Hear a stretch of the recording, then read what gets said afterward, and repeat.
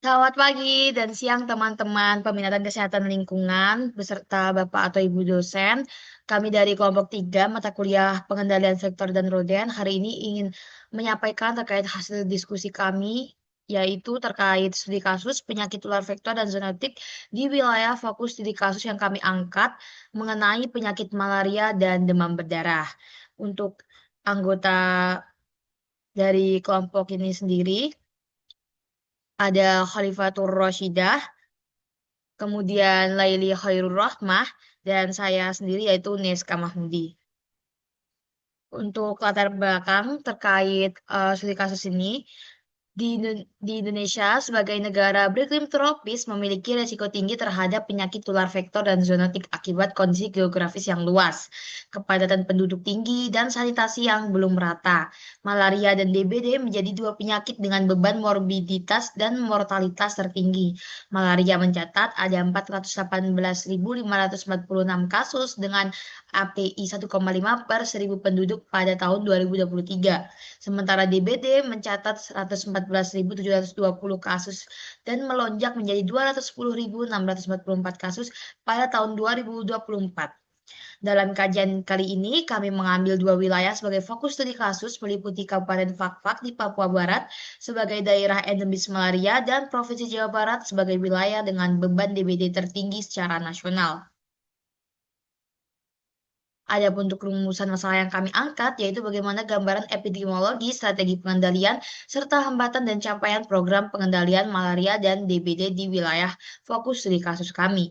Dan tujuan dari studi kasus ini yaitu mendeskripsikan gambaran epidemiologi malaria dan DBD di wilayah fokus studi kasus, kemudian menganalisis strategi pengendalian vektor dalam program penanggulangan malaria dan DBD di wilayah fokus studi kasus, dan mengidentifikasi hambatan dan capaian implementasi program pengendalian malaria dan DBD di wilayah fokus studi kasus. Baik, untuk yang selanjutnya ada penyakit tular vektor dan zoonotik, di mana penyakit tular vektor ini merupakan penyakit yang ditularkan melalui perantara seperti nyamuk, lalat, dan serangga lain yang membawa agen penyebab seperti parasit, virus, bakteri. Sedangkan zoonotik adalah penyakit yang dapat ditularkan antara hewan dan manusia, baik secara langsung maupun tidak langsung. Sesuai dengan Permenkes nomor 3 tahun 2026, penyakit tular vektor dan binatang pembawa penyakit merupakan penyakit akibat mikroorganisme patogen yang ditularkan ke manusia melalui vektor atau hewan pembawa penyakit. Next.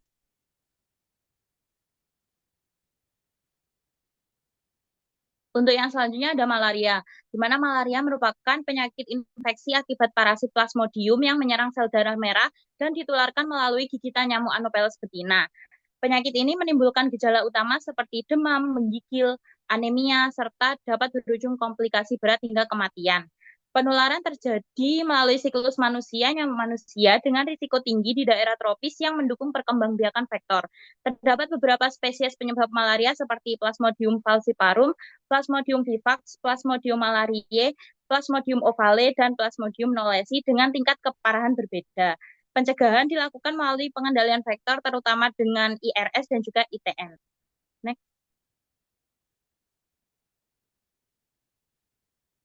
Untuk yang selanjutnya ada demam berdarah, di mana demam berdarah denggi atau DBD adalah penyakit menular yang disebabkan oleh virus denggi dan ditularkan melalui gigitan nyamuk Aedes aegypti dan Aedes albopictus. Penyakit ini ditandai dengan demam tinggi mendadak, dapat disertai perdarahan hingga shock dan kematian pada kasus berat.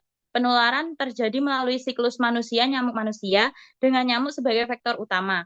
Pencegahan dapat difokuskan pada pengendalian vektor melalui 3M+, pemberdayaan masyarakat atau PSN, penggunaan insektisida atau larvasida, serta inovasi bioteknologi seperti Wolbachia.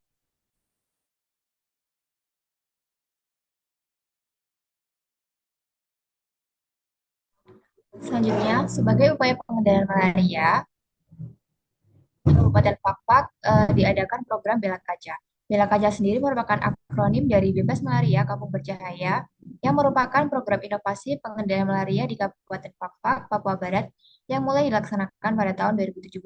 Program ini disusun berdasarkan pengalaman penanggulangan malaria di Papua Barat, pedoman Kementerian Kesehatan RI, serta praktik pengendalian malaria dari berbagai negara.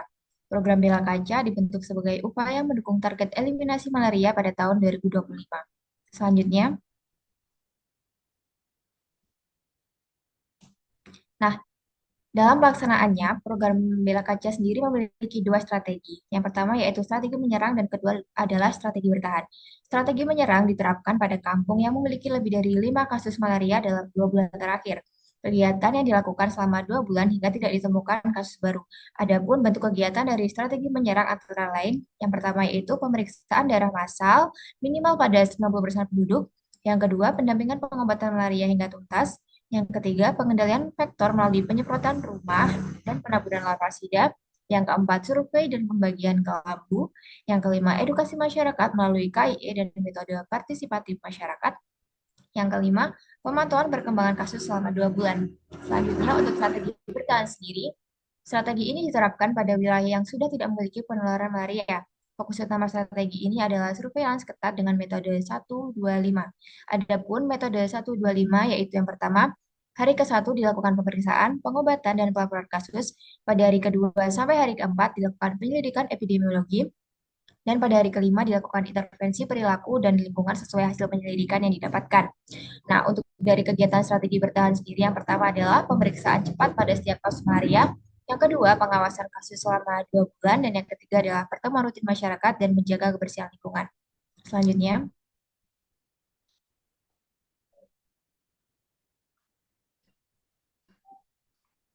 adapun hasil dari pelaksanaan kegiatan program Bela Kaca sendiri yaitu adalah terjadi tren penurunan kasus malaria di Kabupaten Pakpak pada rentang tahun 2012 hingga tahun 2021.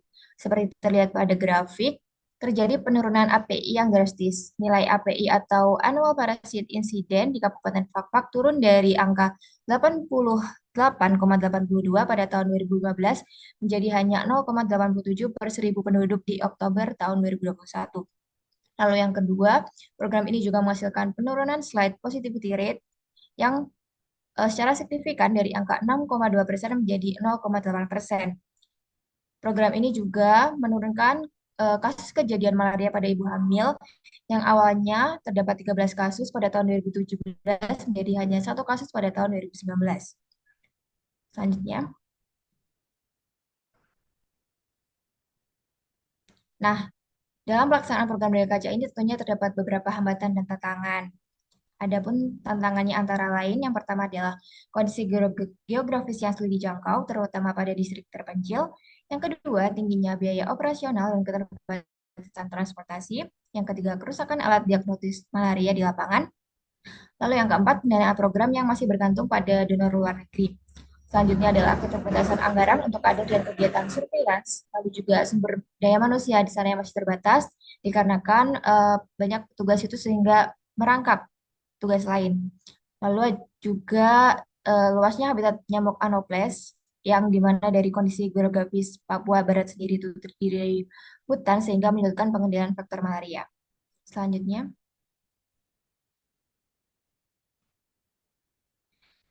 nah kita masuk pada program pengendalian DBD pada wilayah endemis di Indonesia. Menurut data dari Kementerian Kesehatan pada 18 Maret 2025, Jawa Barat merupakan wilayah dengan kejadian DBD tertinggi di Indonesia. Di sini bisa kita lihat Jawa Barat itu memiliki kasus kejadian sebesar 7.159 kasus. Next.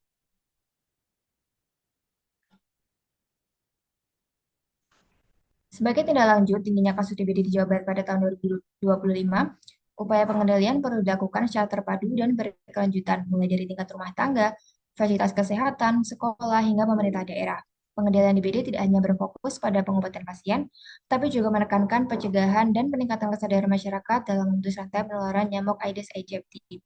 Di Jawa Barat sendiri dilakukan beberapa langkah pengendalian yang paling ditekankan meliputi yang pertama adalah PSN 3M secara rutin, yang kedua gerakan satu rumah satu jumantik, dilakukan juga edukasi di lingkungan masyarakat dan sekolah, serta dibentuk kolaborasi lintas sektor dengan kader kesehatan, sekolah, dan pemerintah Provinsi Jawa Barat.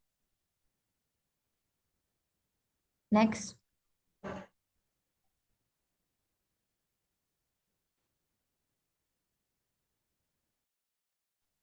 Baik, yang selanjutnya ada kesimpulan di mana malaria dan DBD masih menjadi masalah kesehatan utama di wilayah endemis Indonesia yang dipengaruhi oleh kompleksitas faktor geografis, lingkungan, dan perilaku masyarakat. Inovasi program berbasis komunitas seperti Bela Kaca di Fakfak terbukti mampu menekan kasus malaria secara signifikan melalui pendekatan lintas sektor yang terstruktur. Demikian pula pengendalian DBD di Jawa Tengah menunjukkan bahwa konsistensi implementasi PSN, larvasidasi, dan fogging 2 siklus yang didukung partisipasi aktif masyarakat menghasilkan capaian yang jauh lebih baik. Keterbatasan anggaran, SDM, aksesibilitas wilayah, dan rendahnya kesadaran masyarakat masih menjadi hambatan utama yang perlu segera diatasi. Next.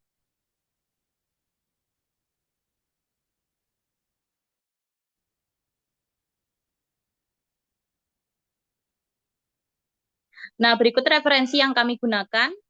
Next.